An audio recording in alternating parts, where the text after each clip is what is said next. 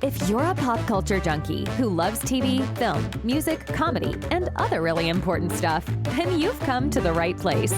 Get ready and settle in for Classic Conversations, the best pop culture interviews in the world. That's right, we circled the globe so you don't have to. If you're ready to be the king of the water cooler, then you're ready for Classic Conversations with your host, Jeff Dwoskin. All right, Star. Thank you so much for that amazing introduction. You get the show going each and every week, and this week was no exception. Welcome, everybody, to Classic Conversations, episode 130. As always, I am your host, Jeff Dwoskin. Great to have you back for more classicness. We've got tons of classicness lined up for you today. Yes, we do. Actress, writer, producer, creator, Summer Moore is with us to talk about her fabulous web series, Pandemic Pillow Talk, starring herself, Eric Roberts, and many others. Can't wait to share that conversation with you. Can't wait for you to check out the web series.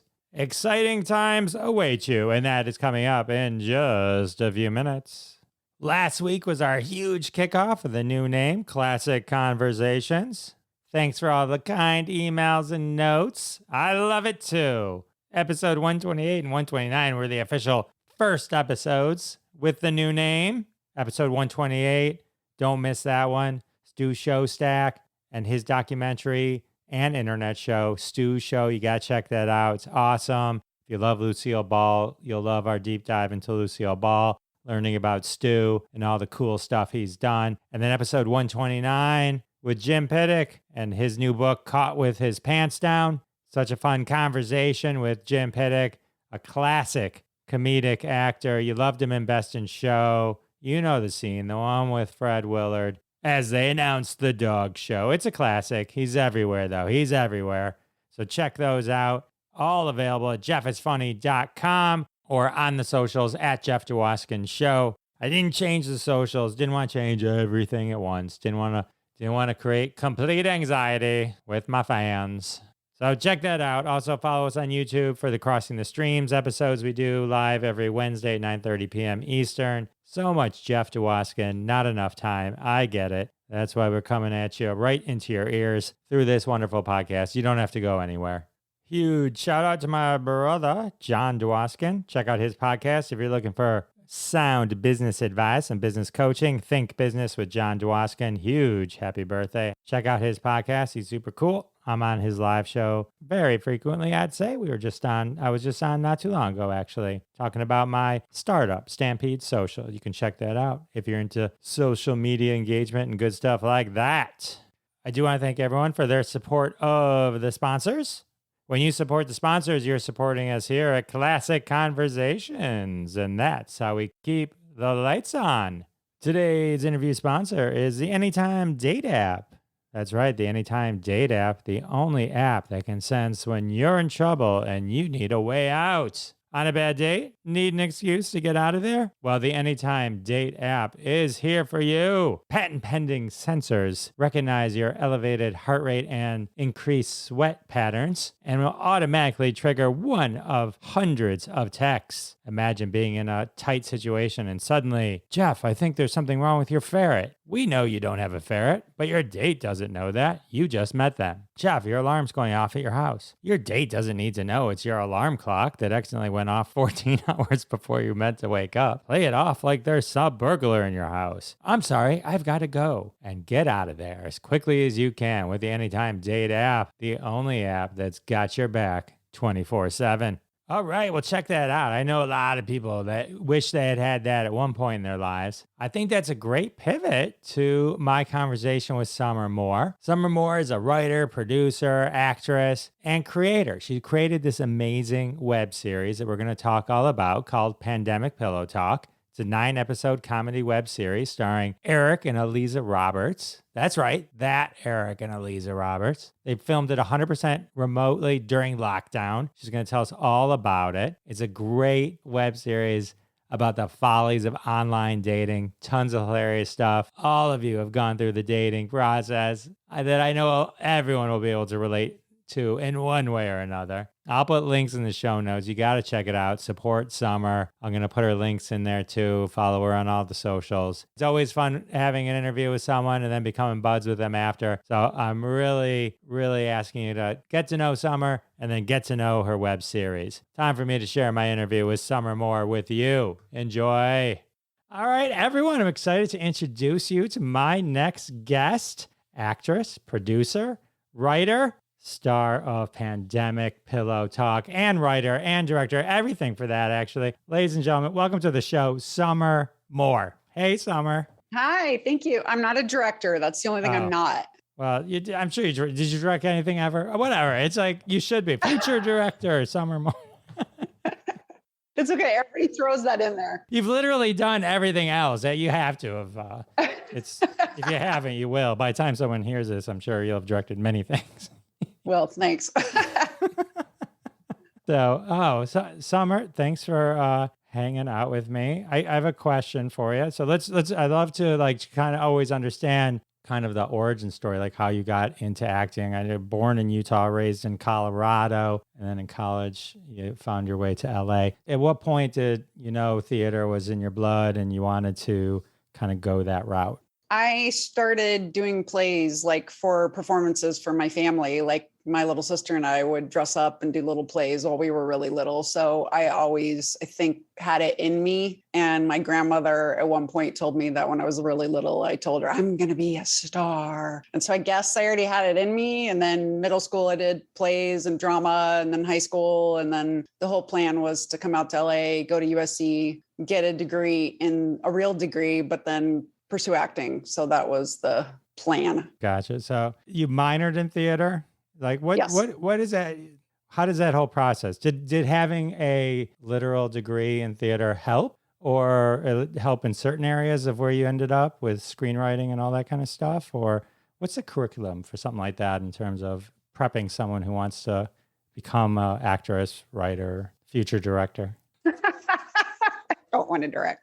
But okay, just so you know. Well, the minor, I have my degrees in environmental studies, and I thought that would be my fallback if I wasn't successful in the entertainment industry. I could just go get a real job and with the environment, and that would be a big thing. So I did the minor, which allowed me to take classes, but USC is very geared towards theater for some reason, even though they have a really good film program for directors and cinematographers and things like that. The acting program is still theater based. So it was kind of disappointing then that there were very little classes about getting into Hollywood. Like I took a class that was auditioning for the camera, and that was one of the only ones that wasn't theater based. So the theater stuff was more doing plays, of course, learning how to act, learning some techniques, things like that, which carry over into Hollywood in film or TV, but it's definitely not. I don't think you really got full on prepared for as an actor. You also are a business. You're a product.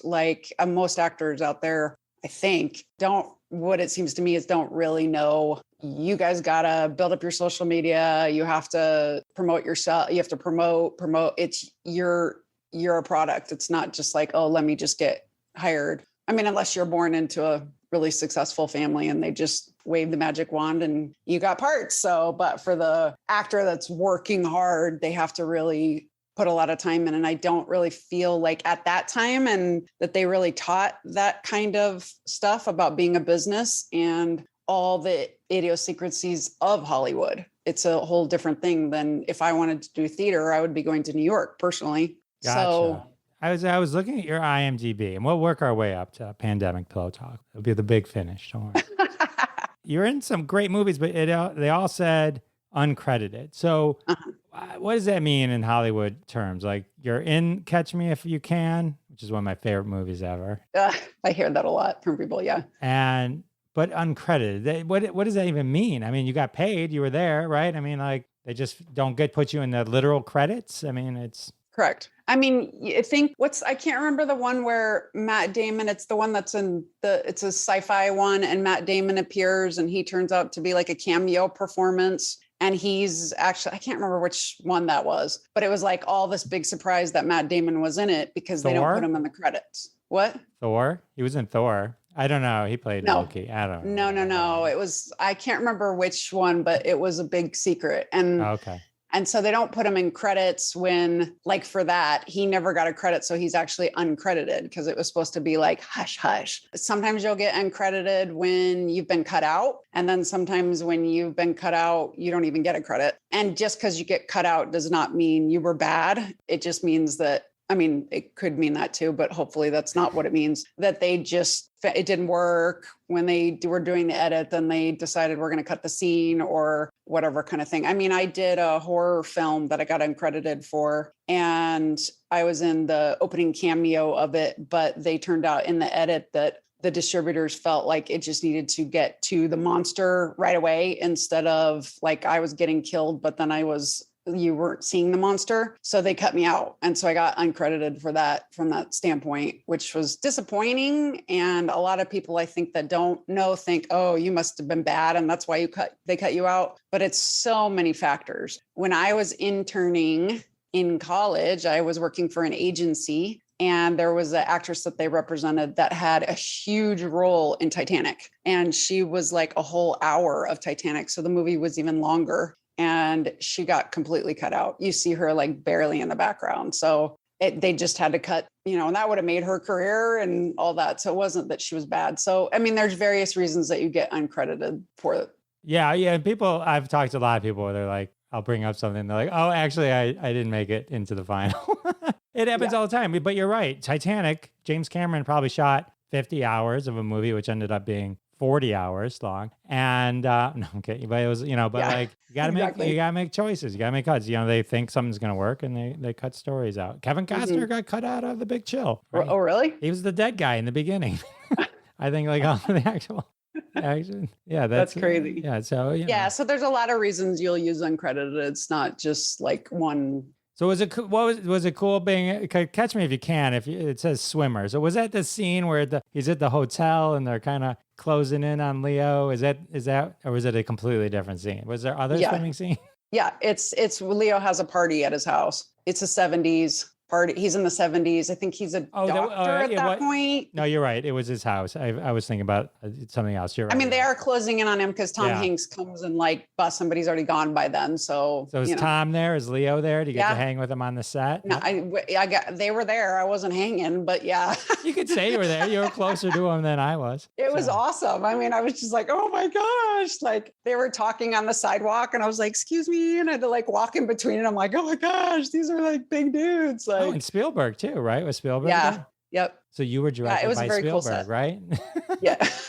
We're buds, just texted him earlier. It was a very cool set. It was hard because it was those kind of clothes. It's a period piece and different wardrobes. You go through wardrobe fittings and I'm 5'8", 5'9" when I'm doing yoga. So I can be very tall and I don't have small feet. The wardrobe people were having the hardest time, like trying to find shoes and to do various things because I have a size 10, which is like they didn't have back then. So it's interesting from that standpoint. And then it makes you, if you feel insecure, like I've always felt insecure about my feet. And when they're like, oh my gosh, what are we going to do with her? Like, and then you just feel like, oh my gosh, like make me feel worse that I'm not 5'1" and 100 pounds. So awesome.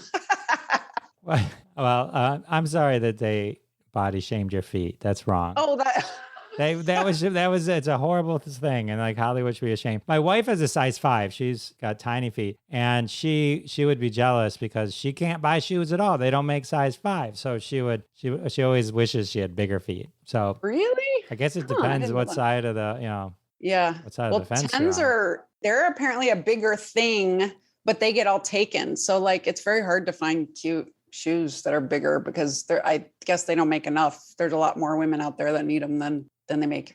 So right. I know we didn't want to talk about size of shoes on here. So.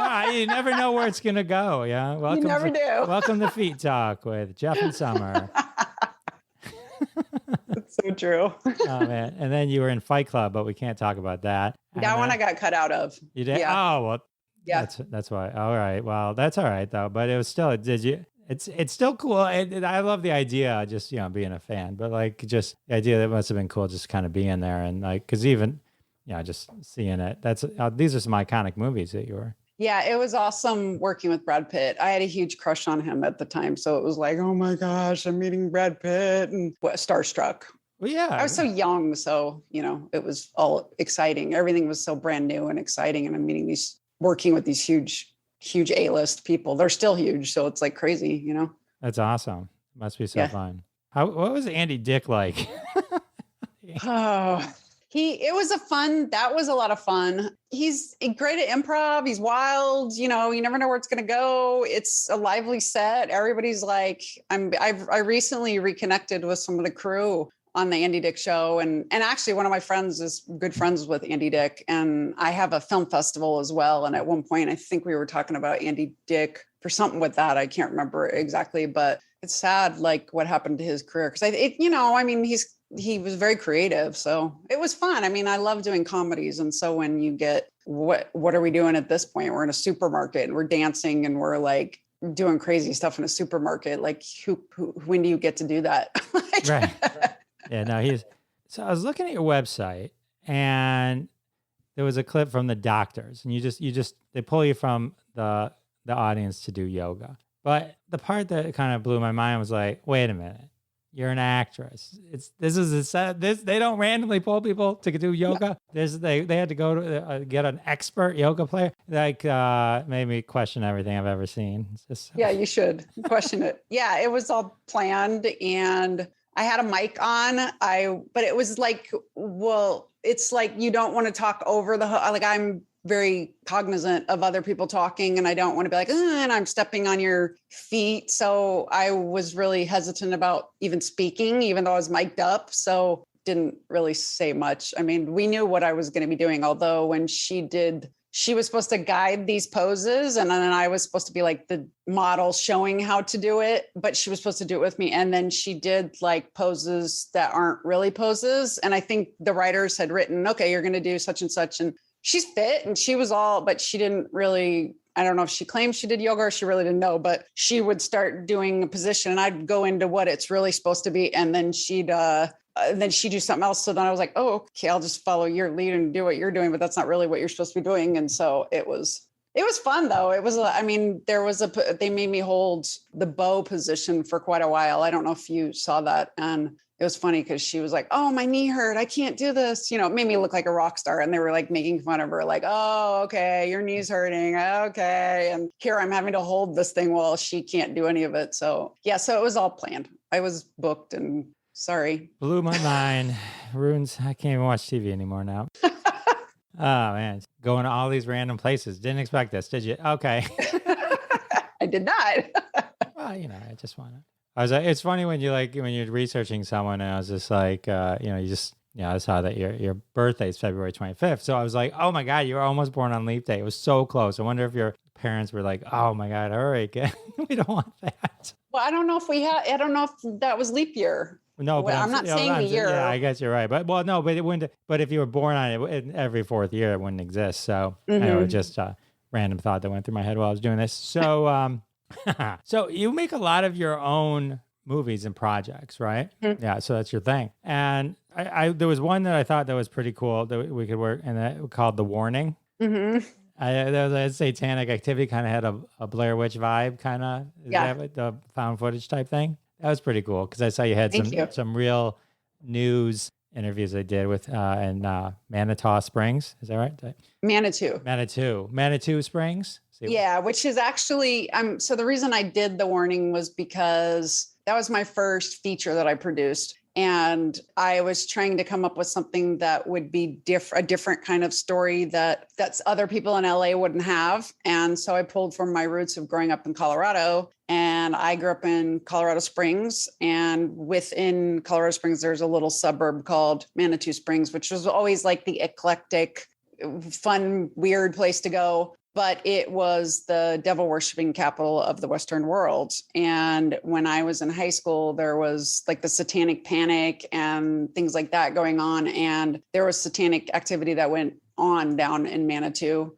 And it was like, I never went to go witness it, but I would talk to friends and whatnot. And so I thought that would be really cool because that's a real story. It really was. Apparently Anton LaVey, who was the founder of Church of Satan, lived in Manitou, but in my research, I found that wasn't true. But anyway, so I took real experiences. I interviewed some people from high school and various things and got like their experiences of what they did when they would go down and try to find these Satanists, and then just kind of interwove a lot of the true stories within fictional thing. Very cool. Yeah. Is doing your own productions and your own projects, is that something that you do to create, to get other people's attention, or do you want to get acting jobs with other, in other productions, or is it something that's your path? Like, this is what you want to do. It's just always create your own stuff, start your own, people coming to you with scripts, you're producing, not directing, producing. We're going to get someone else to direct it. But, that kind of thing. Like, is that your niche?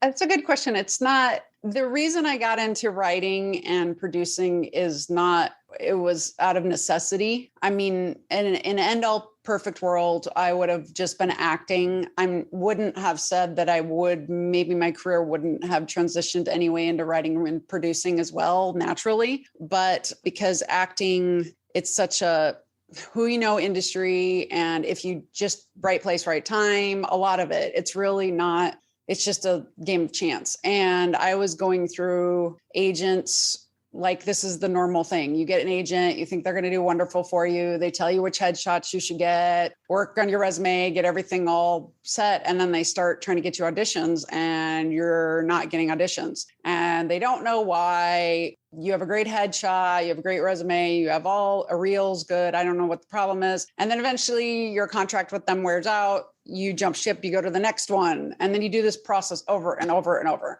And I did it so many times and it was very frustrating because agents would say, well, I don't know what the problem is. Why aren't you getting auditions? And it's not like I'm crappy at the auditions and that's why I'm just not even getting in the door, So I eventually started writing for other reasons. And then the producing fell in line because I was tired of waiting around for other people to make my career happen. And at the time, it is very important for actors to create their own stuff because you're not getting roles on The Walking Dead or roles co-starring next to Jennifer Lawrence or things like that. And you shouldn't just wait around for that. So if you can create your own stuff, make your way with that gives material for your representation to be able to pitch you better. And if one of those takes off, then that's great. That's better for them. So I did it to help me be seen, but also I am creative and I love writing and I love coming up with things. So no, I love acting in other people's stuff. I kind of gave up on the representation route after so many times of this thing and really felt in my intuition that the way that my career was going to go was all through people I know and getting parts and things like that. So it's been more out of necessity, not to say that I wouldn't still do these kind of stories because they're fun and I love creating stuff, but I mean, I'd love to be working on a lot bigger projects and not having to only do my own stuff. I mean, I do work on other people's stuff, but not like I'd like to be doing. So, but it'd be cool to be able to chart your own path too. It's an empowering story to be, if something were to explode and then just, either take that path and create an entire show around Pandemic Pillow Talk or a spinoff of it. Right. That's the goal with this. I mean, Pandemic Pillow Talk is a spinoff of another short I did called As in Kevin. So then this was a spinoff. And now I'd like to do a spinoff of this and have a different title and whatnot. And it would be online dating in the real world, but do it with a streamer or a studio. So we have a good sized budget and can rock it. A limited series, like 30 half hour, very similar to what Fleabag did on Amazon. Got it. So I watched As in Kevin. Hilarious. Mm-hmm. Okay, great. Thanks. Of course. So how did that come about? Because that's sort of kind of the origin of Pandemic Pillow Talk in that you built it's the prequel, if you will, I guess, right? Yeah. How did that short come about in terms of just putting it all together, coming up with the idea, writing it? How does one put together an entire self-production like that without the backing of the huge studio. And just at some point mention who did direct it. And who did direct it? Oh, you're so funny. That one we shot in a day. I mean, a lot of these things, when you're doing indie productions and you don't have a ton of money, it's kind of amazing how many you'll do. Most people would not do all of that in a day. So it was a lot of work and it was exhausting. That monologue that I'm doing in the parking lot was like at 3 or 4 o'clock in the morning. So, and we got like one take of it. So good thing Well, when you say a day, like how many literal hours were you shooting? Because I mean, to do 2 minutes can take 5 hours, right? I mean, like, yeah. Let's see. It turned out to be a 10 minutes without the credits, 11 minutes with the credits. And I don't remember how many pages it was. I'll say 10 or 11. Usually an estimated is 1 page equals 1 minute. But it tends to be with comedy, it's shorter because you're doing quicker cuts. So a normal film production is a 12-hour day. And we were definitely into overtime. So I don't remember if we went 14 hours or whatnot, but most people probably would have divided that into a couple of days, if not 3 or 4. I mean, so that you have plenty of time. But we had multiple cameras and we just had to knock it out. I mean, we had that location for free and we were limited on money. So how did it come out? Well, it came about through me. A lot of those stories are about my online dates. And then I just expanded on them or other people's stories, like the ice cream bit or the girl shoving ice cream in her mouth. That was somebody's online date. So it just came about that I wanted to, I guess I wrote it and we wanted to do it and pitched it to people and got them on board. And the director of that came from another short that I did prior to that called The Karma of Happiness. And actually I had another director slated for As in Kevin, but he was tied up with a big Sony TV show and was going to have to push the shoot. And like a week before the shoot, he told me this and I had already everything all set up. We would lose the location, all the work I'd already done for producing. And I said, I just have to go ahead. So then I talked to the guy that had done The Karma of Happiness and he said, well, I'll do it. And so that's how that came about. Excellent. Well, I thought it was hilarious. I really did. It was really, really funny. The one girl cracked me up. The one that just had broken up. The ice cream girl. Yeah.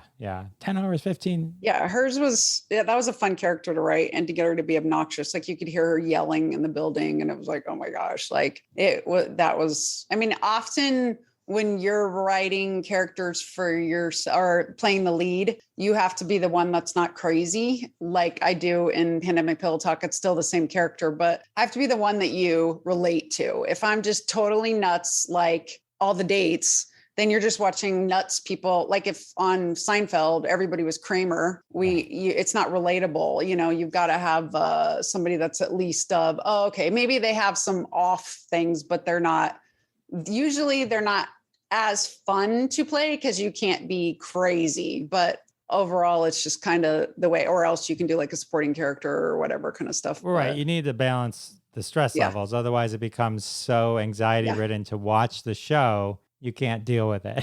Right. you need that balance of characters. Absolutely. Yeah.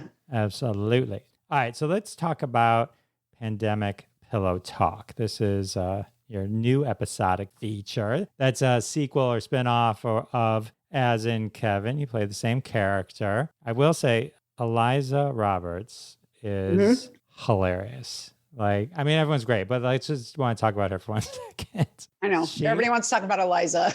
She is so funny. Like it was just, it was one of those things where I think everyone's got a piece of her role as your mom and their mom in some way. And so it's just like, it's one of those things where it hits a little bit of that nerve. And so it's like, you could see this happening to you. Like I could see that, you know what I mean? It's like, anyway, so how did you end up working with the Roberts? Well, first I want to say the mother character is based on incidences with my real mom. So there are a lot of the things that are interwoven, the tech challenges, setting me up with Chris Evans, like wanting that's all real. And my mom's Southern.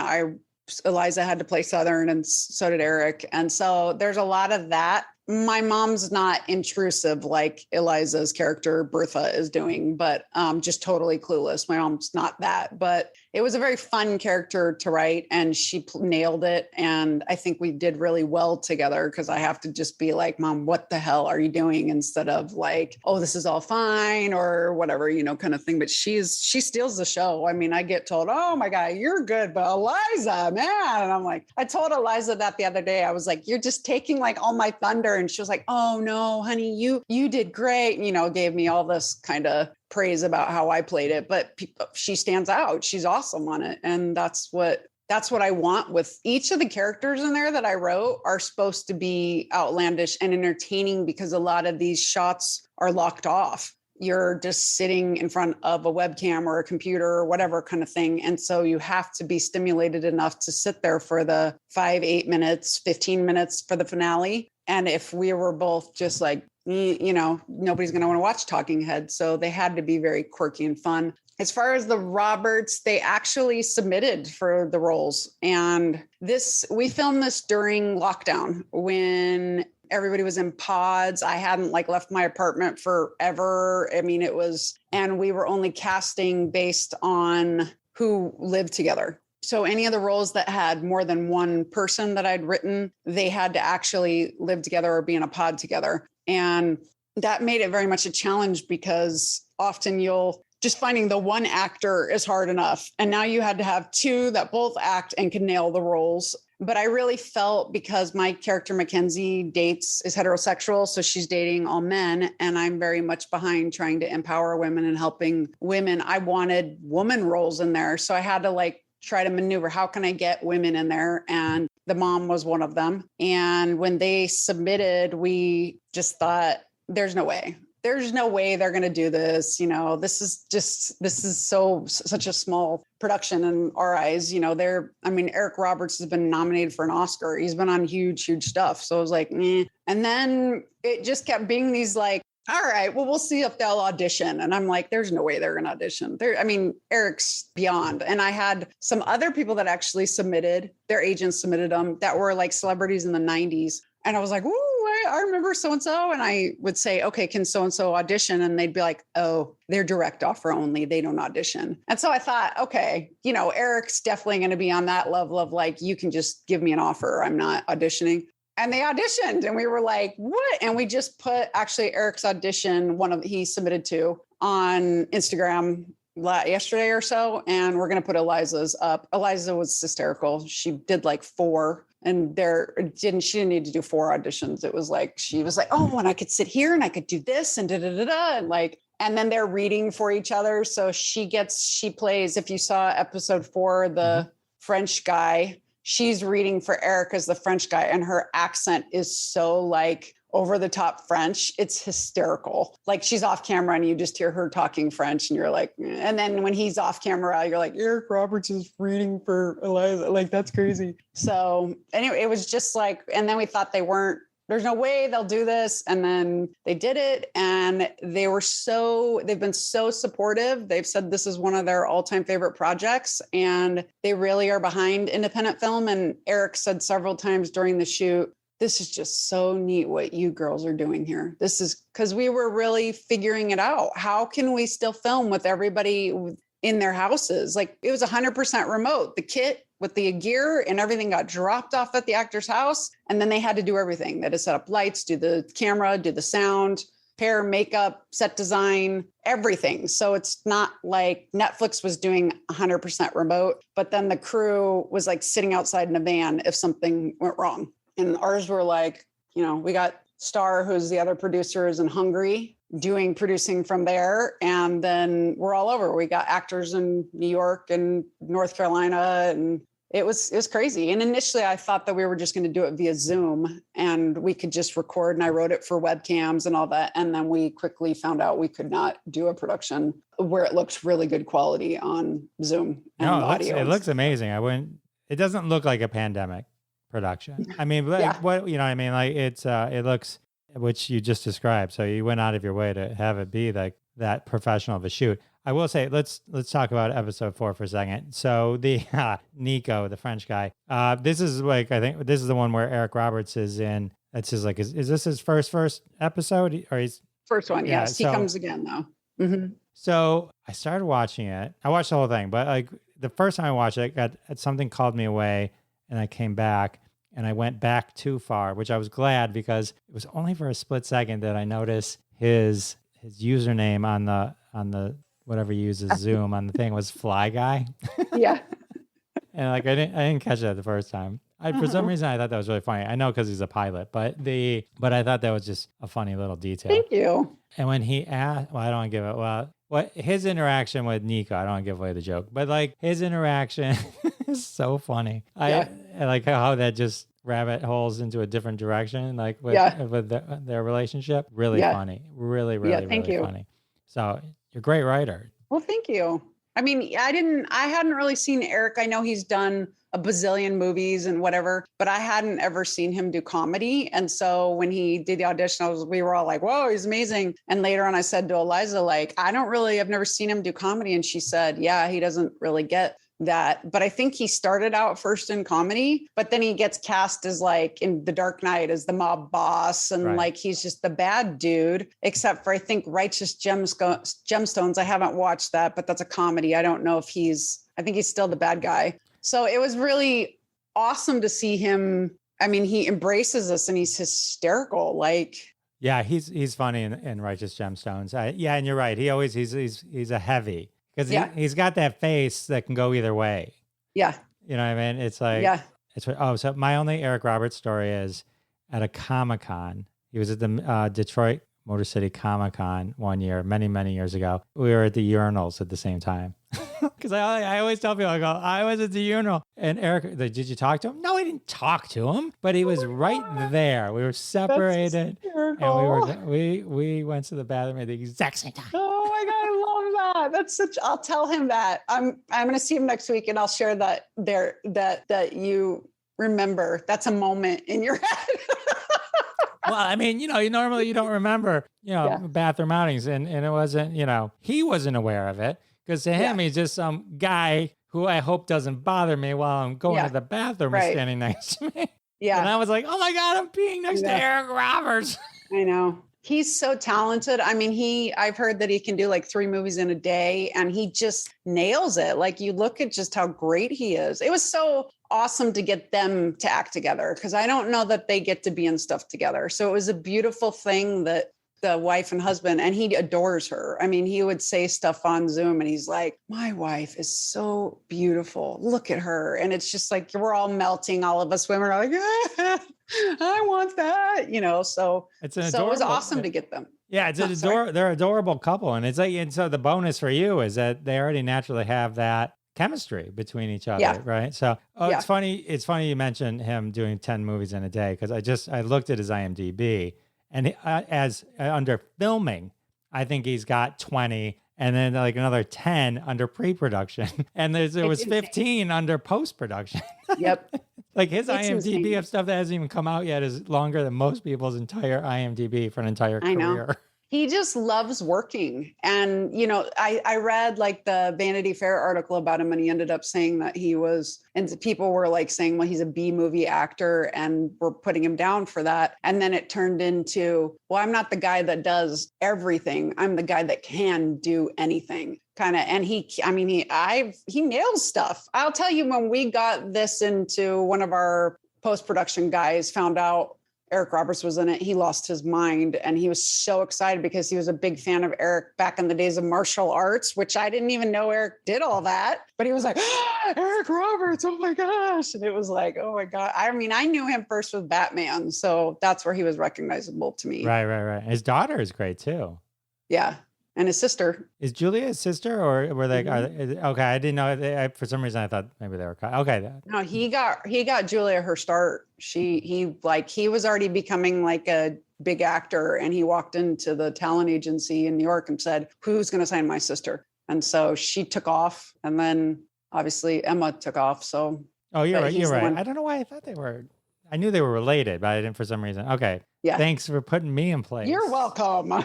Any more Roberts family history, let me know.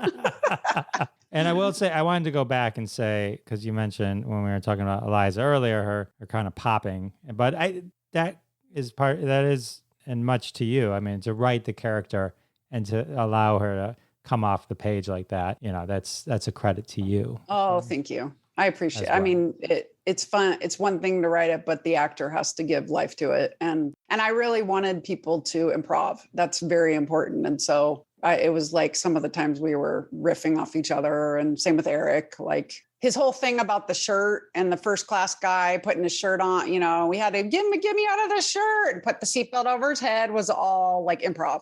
So that's funny. That's funny. Yeah, it's fun. That's really cool. And then how many episodes total are there going to be? There are 9.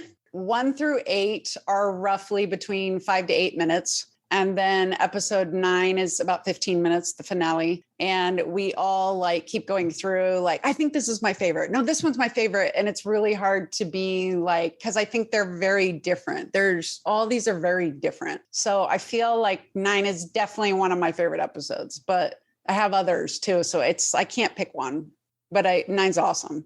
I mean, hands down, everybody in the team really loves 9. They all become your babies, and so you don't know, it's like, but collectively. So what once you have this body of work, these 9 episodes, do you shop it to festivals, or like what's the next step to try and get awareness? I mean, besides blowing up after this podcast.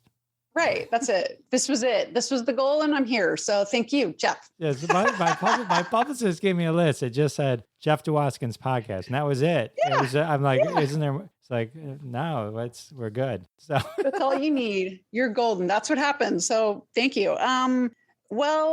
Yes, there's a couple festivals that we may enter, but the interesting thing is I've done a lot of short films. I'd never done a full-on web series, but it is short content. And the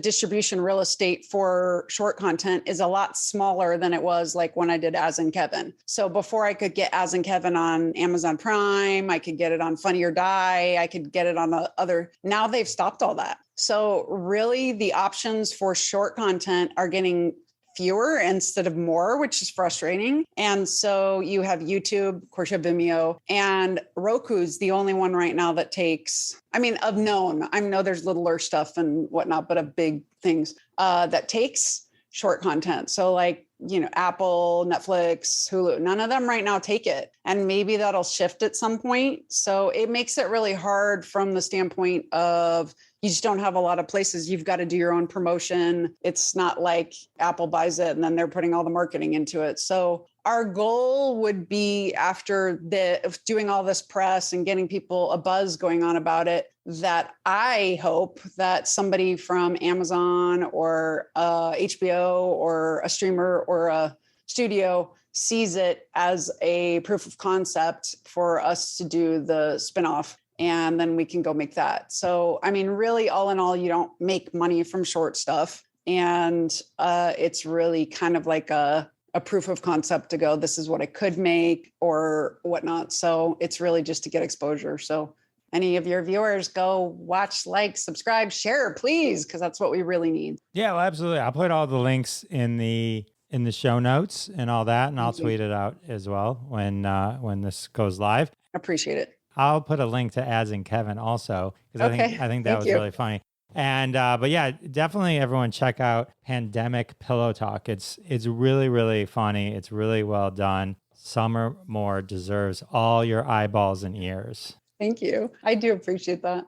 You know what you might find interesting is the alien man in As in Kevin that I go on the date with. Do you remember him?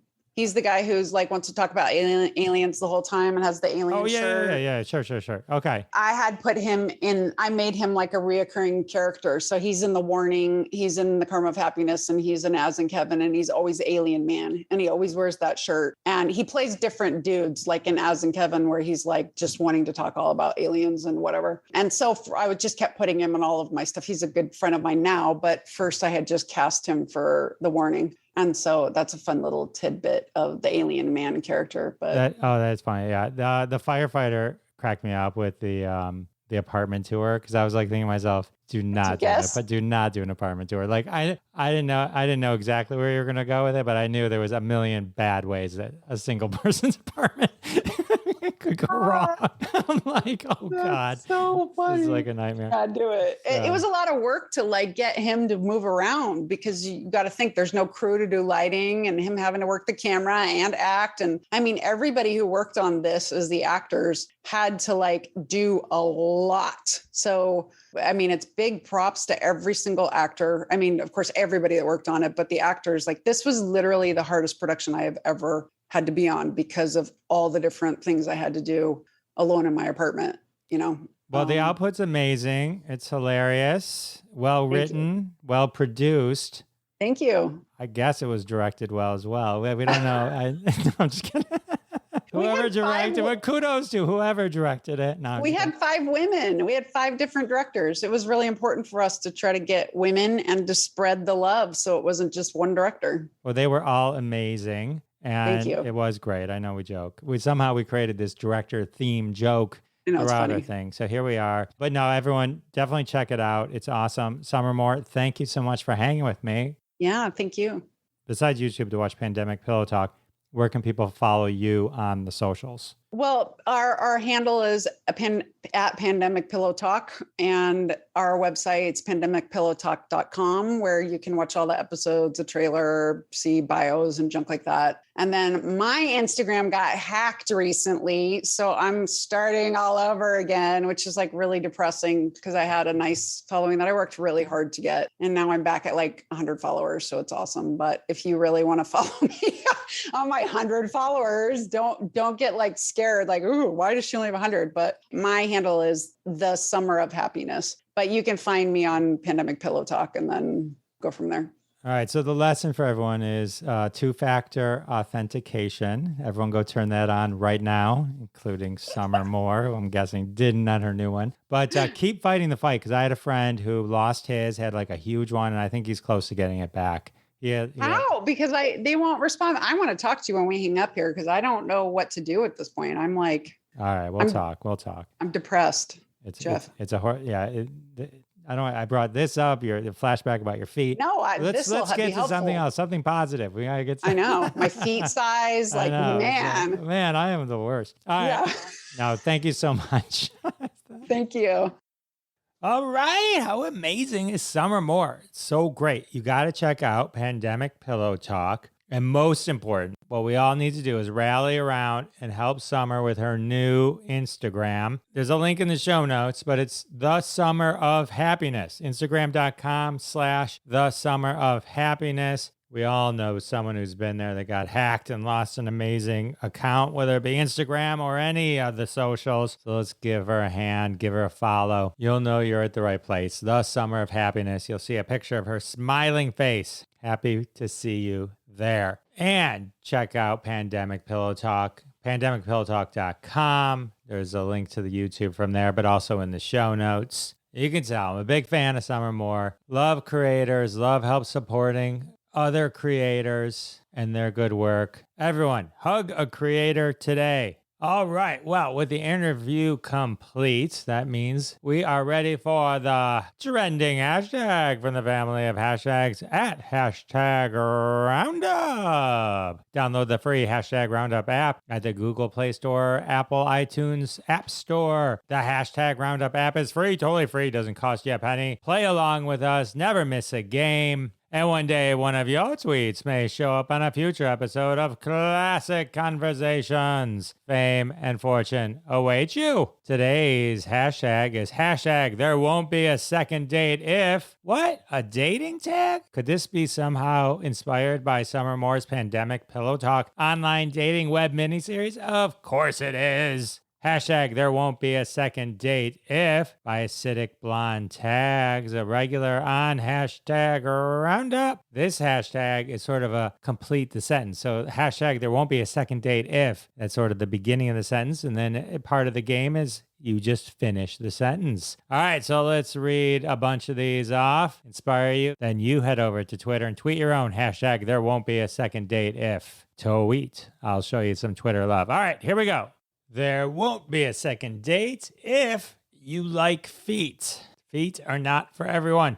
There won't be a second date if you smother yourself in Axe body spray. Wait a minute. There won't be a second date if you move too fast. Some people got moves. You just got to slow them down. There won't be a second date if you're wearing a wedding ring.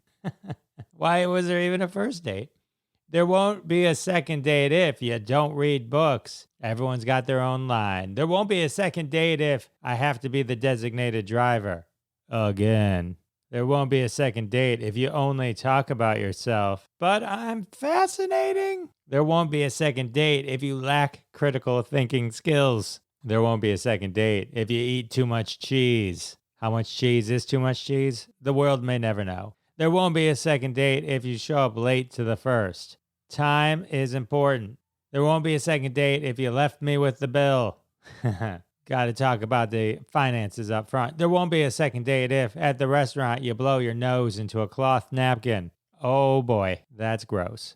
And our final, there won't be a second date if tweet. There won't be a second date if you have more baggage than airport lost and found. Oh, all right. A lot of reasons out there. A lot of people do not get past a first date.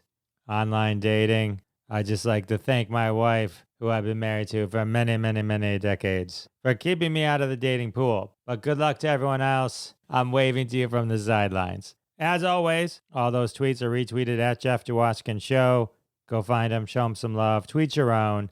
I'll show you some Twitter love. But with the hashtag game now over and the interview over, that can only mean one thing. That's right, episode 130 of Classic Conversations has come to an end. Can you believe it? Time just flew. What is it they say about having fun? Oh, yes, I remember now. I'd like to thank my special guest, Summer Moore. And of course, I'd like to thank all of you for coming back week after week. It means the world to me, and I'll see you next time. Thanks so much for listening to this episode of Classic Conversations. If you like what you heard, don't be shy and give us a follow on your favorite podcast app. Also, why not go ahead and tell all your friends about the show? You strike us as the kind of person that people listen to. Thanks in advance for spreading the word, and we'll catch you next time on Classic Conversations.